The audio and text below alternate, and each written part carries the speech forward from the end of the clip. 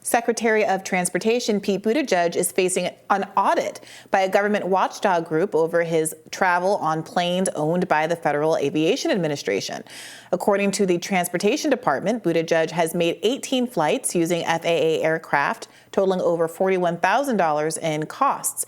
Buttigieg's office maintains it was less expensive to use FAA planes than commercial for all but one of those flights. This, of course, is only the latest blow to Buttigieg as he wards off intense criticism about his handling of the derailment crisis in East Palestine, Ohio. Now, the transportation secretary has been accused of antagonizing the press after taking a photograph of the Daily Caller's Jennie Taer when she tried to question him about the derailment.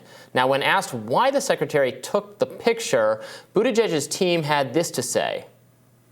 Can I ask what the secretary is going to do with the picture of Jennie Taer? He took her the other day when she was asking a question in Washington, D.C. I'm happy to answer your questions. I would like you guys to not have your cameras on. I had my camera off a minute ago. If I turn it off, we can answer the question. You all have your cameras on. I can see them. You guys, I'm happy to have this conversation.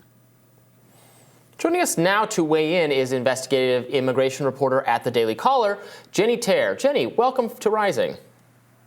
Thank you so much. So why don't you get right into it and tell us, what was that exchange like? So I think I saw the part of it up until where he actually asked for the picture. What happened after that? And did you provide the picture? And then did he explain why? And tell us about it. Yeah, so while I was questioning him about the situation in East Palestine, I, wrapped a pretty quick interview right at the moment where he asked to take my photo. He did take the photo once I turned my camera off, and then we went our separate ways. Of course, he told me that, I was kind of disturbing him on personal time at that moment, and this was just a couple of days before he decided to announce that he would go to East Palestine. So was the question about why he took the photo ever answered once the cameras were turned off in the clip we just saw, or to you when the photo was taken?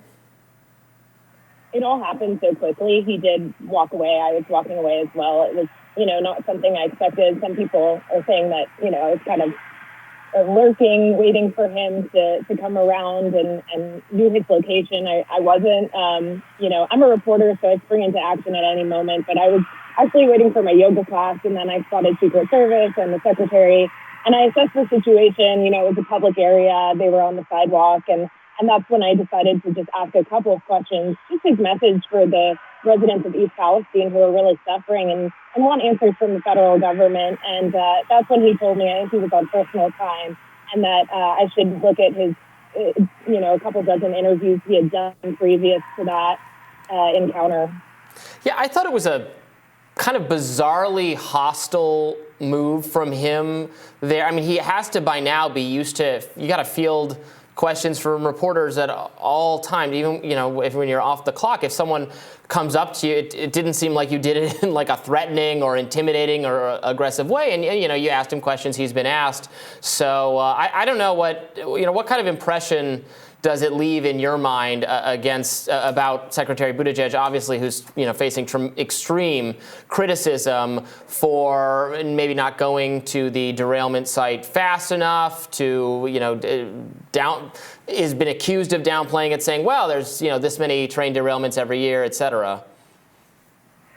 Right. I think the topic for him really struck a nerve. That's what I think was the issue for him, not that he was on personal time. I mean, he definitely was. He was with his husband, Jason, in the moment. But I think that the topic was really something that disturbed him, as well as, the encounter that my colleague Alexa Schwerha had in East Palestine when he arrived with his press secretary, who was speaking with members of the press and then told them to turn their cameras off, that she would only speak with them with their cameras off. I mean, you're a press secretary. This is your job. You're supposed to speak with the press, and you're supposed to be transparent. And I think that they've had a lot of issues with this topic of East Palestine.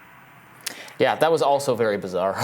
Yeah, I mean, you've been described, the exchange has been described as antagonizing. And I wonder if you did you feel intimidated or antagonized by Buttigieg's choice to take the photo of you. Obviously, there's been a lot of discourse about the relationship between politicians and the press because of the ways that folks have been encouraged to boo the press at Trump rallies and kind of the disillusion of confidence in the press that's happened over the last, 4 to 6 years or so. How did you feel when Buttigieg took the photo of you, and what is your best guess as to why he did that?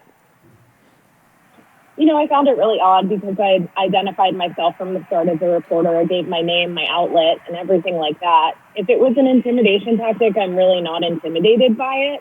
I cover a lot of dangerous, harsh environments. My main thing is covering the border and immigration. And so this isn't something that scares me. In fact, it makes me just want to do my job even better and to continue to hold power to account. So, the conservative media has been very interested, I think, in the East Palestine story. I think that's fair to say. In part because of the ability to criticize the Biden administration and Secretary Buttigieg. As someone who works for a right of center news outlet, what has the reception been like from readers, from conservatives, and can you help kind of explain or elucidate is it really just about, well, this is an opportunity to make Biden, maybe fairly, Biden look bad, or was something more fundamental about the story that it's resonating with conservative audiences? I think it's the fact that Secretary Buttigieg has had such high aspirations politically. He wanted to become president of the United States. So a lot of people, especially our conservative audience, had their eyes on him for that reason. And he's received a lot of pushback.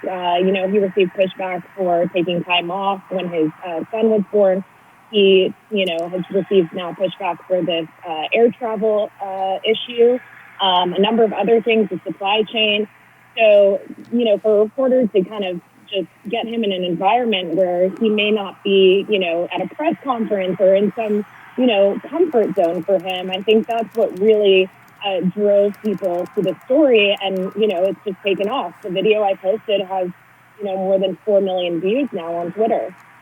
Yeah, I think the focus on Buttigieg, some liberals have argued that it's inappropriate, but I think your point about how he was clearly seeking the highest office in the land and frankly occupies a significant cabinet position makes him ripe for scrutiny, especially given all of the crises that you've articulated that he's presided over.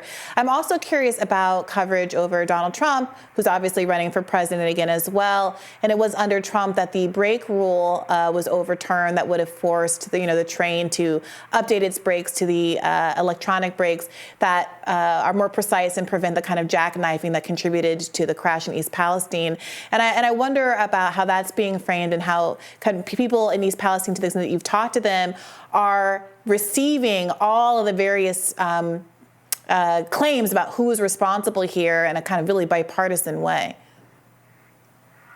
Yeah, exactly. I think it's a valid point. And as you saw, the former president went to East Palestine. And I think the residents there just found that him visiting, even just, for what was kind of a photo op, even if President Biden did that, I mean, that's really what they needed, just some form of comfort. And so I think there is some shared responsibility with that. Like we've seen in the past, there are some things that fall on the Trump administration.